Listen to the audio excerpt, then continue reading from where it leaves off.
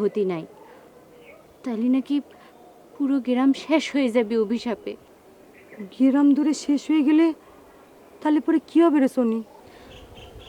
আসমা, তুই তোর ভাইটোকে বুঝায় বলবি সে যেন এসব না করে।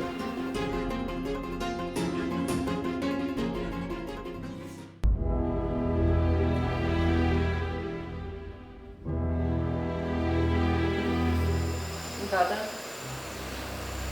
এবার কি আপনি আমার সত্যটা বলবেন? রথিন, তোমার ভাই রথিন ভালো নেই গেছে বউ।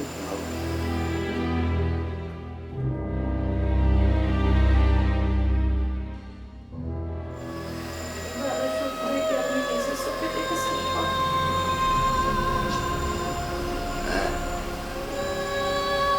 ওদের খুব বিপদ মেজে বউ। ওর সঙ্গী সাথীদের কোনো রকমে আমি বাঁচাতে পারিছি, লুকানোর পলানোর পথ দেখাতে পেরেছি। কিন্তু রথিন কাল সত্যি সত্যি চালান করে দেয়, তাহলে আমাদের হাতে কিছু থাকবে না। ওরে বাঁচানো যাবে বলে আমার মনে হয়।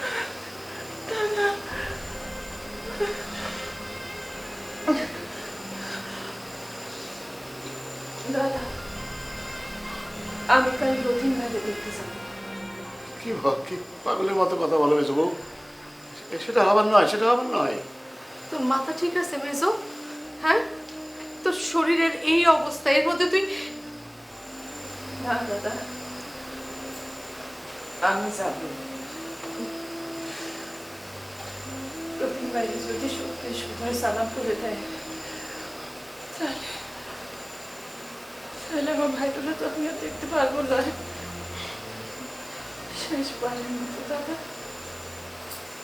একটুবার ভাইটোরা দেখতে চাই দাদা, একটুবার নিয়ে চলেন দাদা। আচ্ছা নিয়ে যাবো। কাল একটু বেশি সময় পাওয়া যাবে। কাল দুপুরের দিকে সাহেব থাকবে না, তখন নিয়ে যাবো। এই কি আশ্চর্য! হ্যাঁ, তুমিও দেখি ওর সাথে সাথে নাচা শুরু করলে যে। ওরা সারা দেশ নাচতেছে, সেখানে যুক্ত না হলে তাল